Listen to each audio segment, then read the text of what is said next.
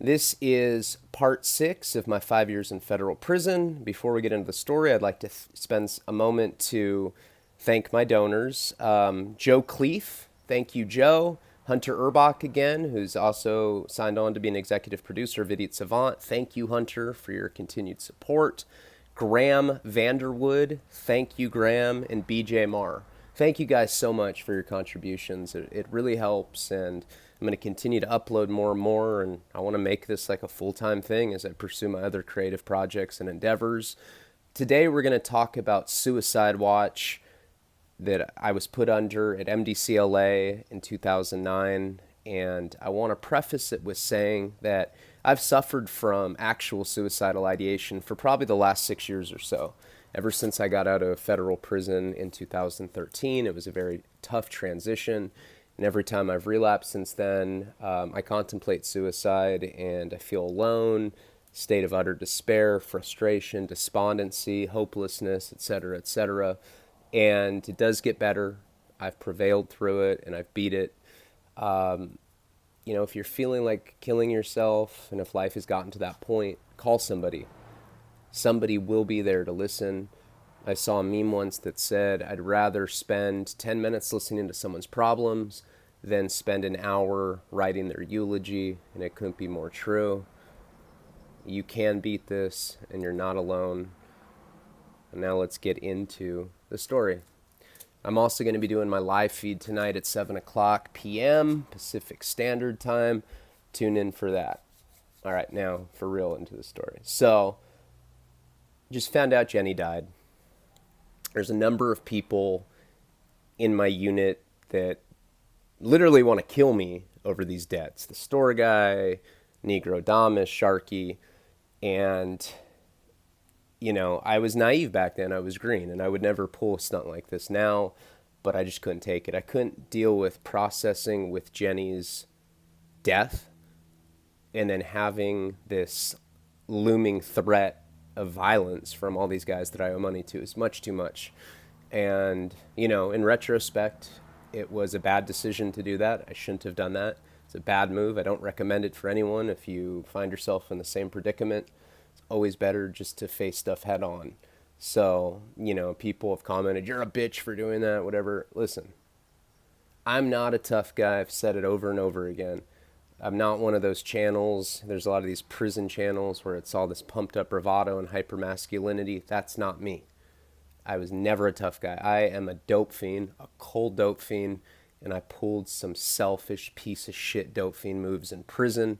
I never rolled it up or checked in, but this is about as close to that as I got. And just for the record, I don't agree with my decision.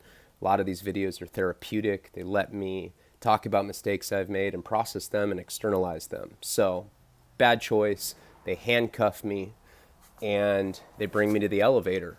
There's like 5 cops surrounding me and they go, do you really want to kill yourself? And I say, hey, I just found out that my girlfriend I've been with this girl for 3 years and she just died. And I feel responsible because I gave her heroin for the first time and now she's dead. So yeah, I'm having thoughts of hurting myself. And they're just kind of laughing at me. The federal COs were like a higher class than, say, the state COs. A lot of them have military background. But once in a while and I have the utmost respect for vets, but once in a while you run into these absolute apathetic, lacking empathy, just kind of mean, bully COs. And a lot of them are really strange, idiosyncratic. I remember when I was at Wasco State Prison, I had a CO named Baker, and he was this black guy, and he was like a Vietnam vet. And I swear he thought that he was still in the Vietnam War. They had a PA system, so he'd get on the microphone in the dorm that I was in at Wasco, and he'd do these like weird Vietnam-esque monologues. This is not the 70s anymore, boys. You are not winning. All I gotta do is call squad.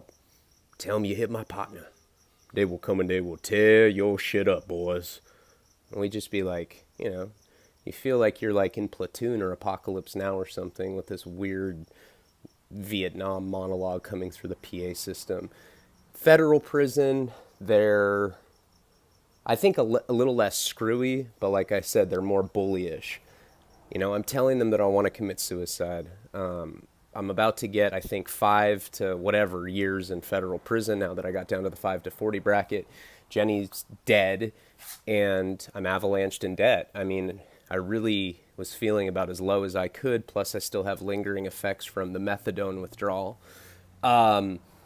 So they take me up, I think it's the 8th floor, same floor at MDCLA that the hole's in, that I was just in. And they bring me into this place, and it's just a bunch of rows of cells, but there's more observation in this place.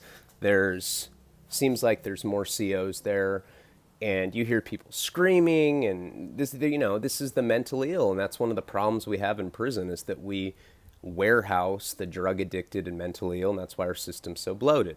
Instead of giving people rehabilitation, they throw them in prisons and they warehouse them, and that's what this was. This was like, a smaller microcosm of madness. There's mentally ill people all over prisons. In the state system in California, they call them JCATs, which is like a schizo, or like, somebody that's mentally unhinged.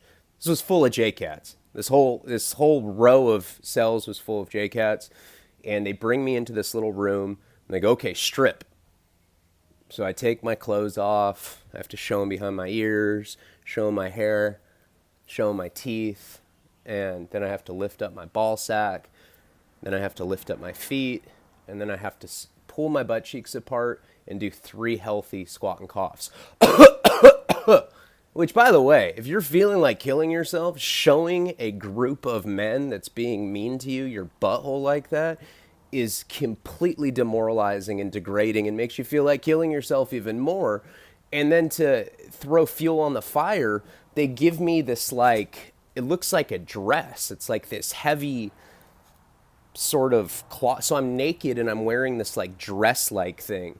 And that's to make sure that you don't have any weapons on you, that you can't slit your wrist, and you can't use anything to kill yourself.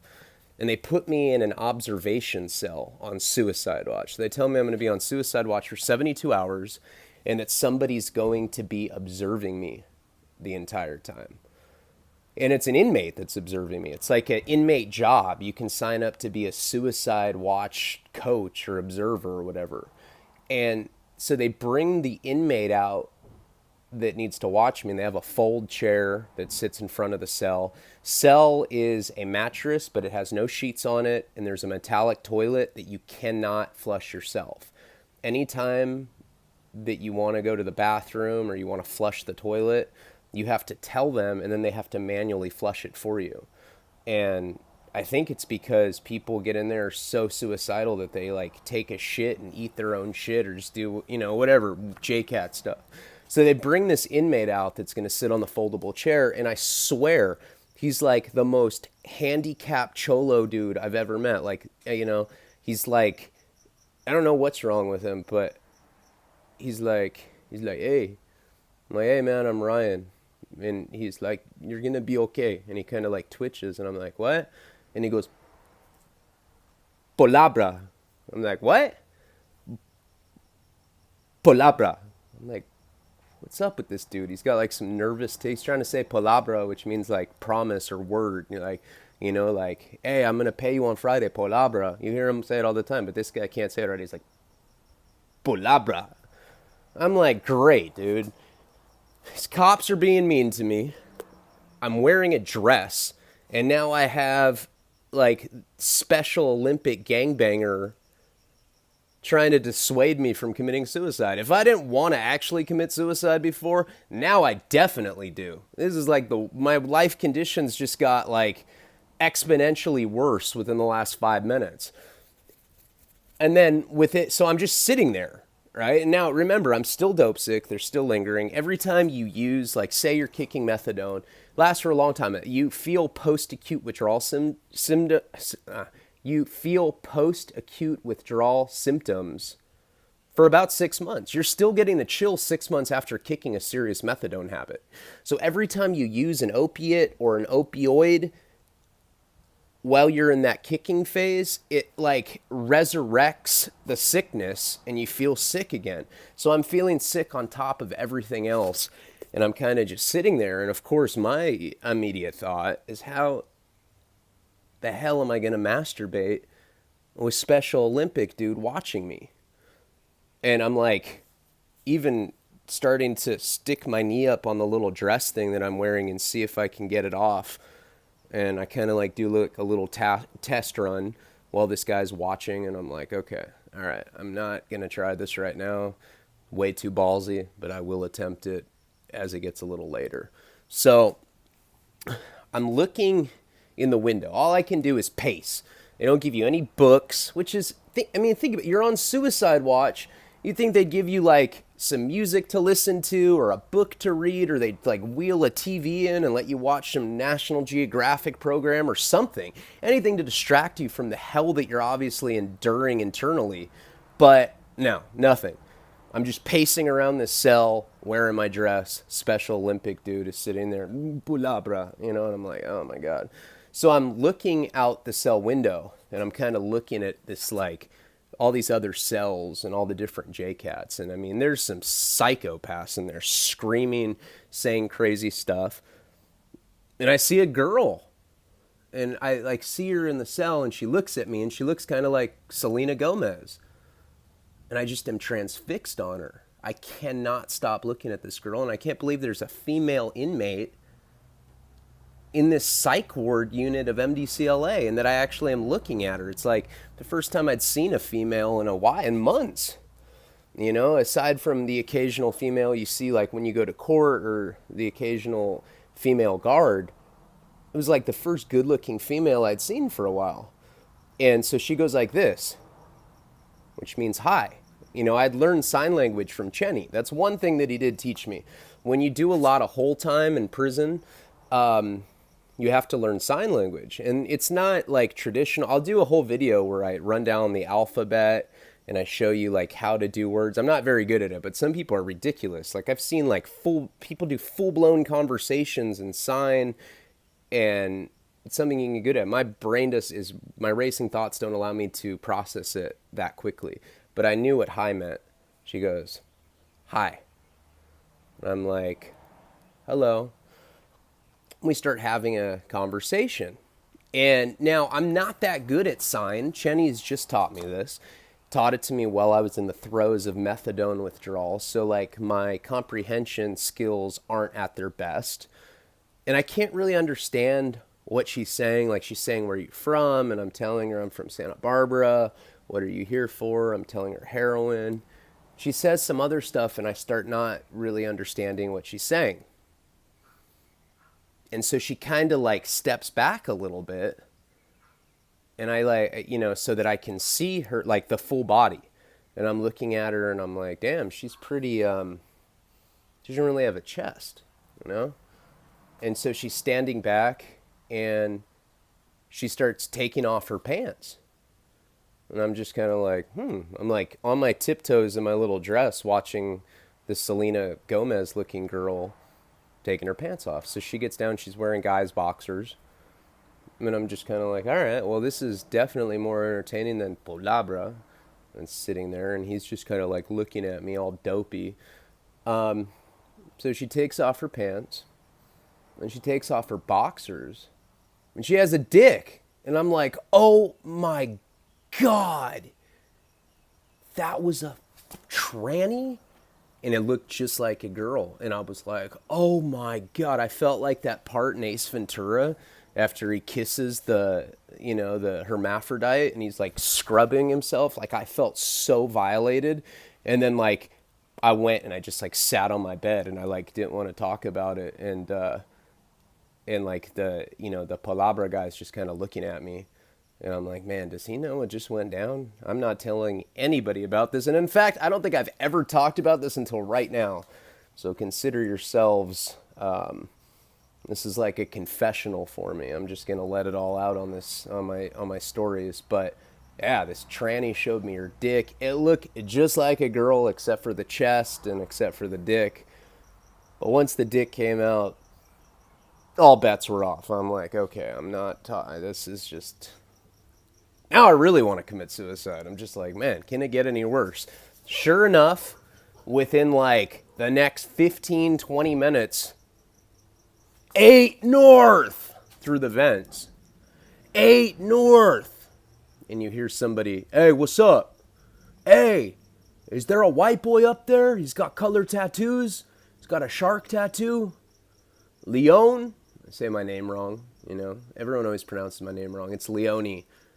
Yeah, Leone, he's like some white boy. He's got colored tattoos. He's fat. Coming off drugs.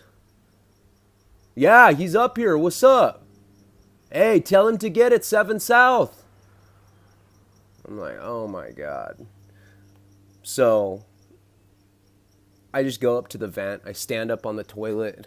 I get up on the vent and I go, hey, 7 South. And then you hear someone go, yo. I'm like, hey, it's Leone.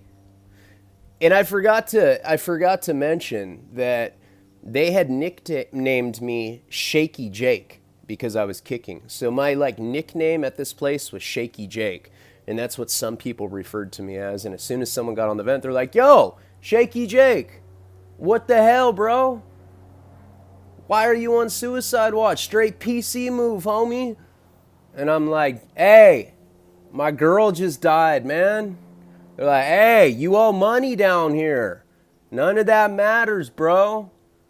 You got to come take care of your debts, dog. I'm like, I was like, yeah, I'm going to be on suicide watch for 72 hours. And I'm going to come back and I'm going to square it all up. All right. And I'm just like, oh my God. So now periodically people are like talking shit through the vent. They're like, that's a bitch move, Shaky Jake. And I'm just like, oh my God. Oh my God. I can't get any relief. If I go look out the cell, I got this tranny that's like exposing herself to me. I got Palabra, who I can't even have a conversation with. This guy's supposed to be like talking to me if I require a conversation. And like, he has this nervous tick where he can say a few words and it's always punctuated with Palabra. And I'm like, dude, I can't talk to you. Guards are being assholes to me. I'm in a dress. And now I have like this periodic shit talking coming from the vent telling me what a punk and bitch and I'm PC because I left owing money and I'm on suicide watch. I'm like, dude, I'm going to come back. I'm going to come back. Well, they're not buying it. And they know that I'm like getting upset by this. So now they start harassing me even more through the vent. And I'm just like, oh my God, oh my God, oh my God. Now I really do want to kill myself. So at night, Palabra kind of goes to sleep. You know, he's like half going to sleep. I make the tent with my knee and I do what has to be done, which was very, it's pretty hard to do. I'm actually like, it's a pretty big accomplishment that I was able to beat off wearing the dress in an observational cell with somebody sitting 2 feet away from me with glass in between us or plastic or whatever. I wasn't looking at him or anything, and I certainly wasn't looking at the train. I just had my eyes closed, and it was probably one of the most degrading moments of my entire life, sitting there beating off on suicide watch. So this goes on for 72 hours. Same routine. Palabra never changes. Like, he'll leave once in a while and he'll come back, and when he's not there, like one of the COs will sit in his place, but he's like doing these really long shifts and he's getting paid for it. Prison, they give you like 5 cents an hour or something, if that. I think like 3 cents. You always hear people all excited, like, hey man, they raised me, I have 6.5 cents an hour. I'm like, oh my God, these are people doing life. That adds up after a while. And so finally a therapist comes. Now you would think, Jenny just died. I told them that. I said, hey, my girlfriend died. Like, I need to process this. You would think that immediately they'd have the resources to bring a therapist to try to like comfort me, to try to process it with me. But I don't see a therapist until the very end. And it's, you know, some lady and she's like, okay, how long have you wanted to kill yourself? I'm like, I don't know, a few days. Do you still feel like killing yourself? And I lied. I'm like, no, I'm feeling better. I just needed like that I needed a pause from all the stress and anxiety that was happening back in the unit. And she's like, "Do you owe money on your floor?" And I said, "No." She's like, "Are you sure? Because a lot of people come to Suicide Watch when they owe money." I'm like, "No, I don't owe any money." She's like, "So you're good to go back?" I said, "Yeah, I'm good to go back." And like, so I'm already mentally preparing that I'm going to probably just go get beat up because now it looks really bad. I mean, I walked up to a cop. I told him I wanted to kill myself when on the day that everybody's waiting for the money. I go on Suicide Watch for a few days. I still don't have the money. It didn't help my situation. And now I'm going to go back and I'm probably definitely going to get beat up. But whatever. I want to face it because I was told that if you check in, which is like when you ask the cops to take you out of a unit or off a yard, when you check in, that's a blemish that's indelible that will follow you everywhere. And at this point, I hadn't checked in per se. I had gone on Suicide Watch and it was still fixable, and I didn't want to mess up my proverbial career, is what they call it. Which is a ridiculous, absurd term. Well, I don't want to mess up my career, man. I don't want to check in. I don't want to do this. I don't want to do that. It's like people actually consider their prison name their career, and that's what people refer to it as. So they're taking me back down to 7 South, and we literally get down on the floor. From like the 8th floor, we go down to the 7th floor. They bring me to the Sallyport, which is like, it's like the little section right before you get into the unit. If they're moving you anywhere, they usually have you cuffed and you wait in the Sallyport. And right when I get there, one of the COs gets something on his walkie-talkie, and he goes, "All right, man, we're not taking you here. We're taking you up to 9 South, actually. 9 South was what it was." And I'm like, "What's 9 South?" And they're like, "Well, it's a unit for people with mental health issues. There's more observation. Everybody there is taking medications for the most part. And there's also other inmates up there that we can't house with other people." And I'm like, "So it's like protective custody?" He goes, "No, it's just problematic inmates." I'm like, "Oh, great. What does that mean?" He's like, "Oh, well, mentally ill people, and then there's some high power people up there." He's like, "It's a pretty good unit, though. It's one of the best units in the entire MDCLA. You're going to like it there." I go, "Well, am I going back to 7 South?" He's like, "Yeah, we want to put you there for a couple weeks, kind of on extended observation, and then you can go back." I'm like, "Okay." Now I'm really scared, though, because they can communicate from 7 South up to 9 South through the vents, and they can be like, "Hey, this dude owes money, take off on him." I go into this unit, and there's a bunch of weirdos in this. This is a weird unit. There's a lot of skinheads in it. So at that time in 2009, if you were a skinhead, if you're part of a skinhead gang, like there's PNI, which stands for Public Enemy Number One. Nazi lowriders aren't really skinheads, but they're kind of categorized as skinheads. At least the feds kind of look at them that way. Aryan Brotherhood, there's Texas AB, stuff like that. And, in the feds, there's people from all over the country. So it was mostly skinheads. There weren't a lot of woods up there, and there were some trannies up there. In federal prison, there's no protective custody. Like I've explained before, they have a couple of like high-end snitch yards. Like they have one in Coleman, Florida, one of those yards. I heard that they made Terre Haute, Indiana is one of those yards. Like if you're in witness protection or if you're a high-level snitch, they send you to those. But back in 2009, they didn't have anything like that. They put trannies on the general population on the main line. So there were some trannies on this floor. There were skinheads on this floor. There was a bunch of Southsiders. And right when I get there, they sell me up with a guy named Boots, skinhead from San Pedro. It's like 6'4", 260 pounds, big boy, all tatted up. And I love this guy. This guy was super cool to me. And so I get in there, he helps me, put my linen away, make my bed. He's like, "What happened?" And I'm honest with him. I'm like, "Hey, this is what happened. It's kind of running amok down there. I'm in debt on the other floor. My girlfriend just overdosed and died. And I went to the cop and I said that I had to go on Suicide Watch." And this guy, Boots, was cool about it. He's like, "Look, man," he's like, "that's super not cool, but you're green." And he's like, "I'm all about showing you guidance and like helping you do the right thing.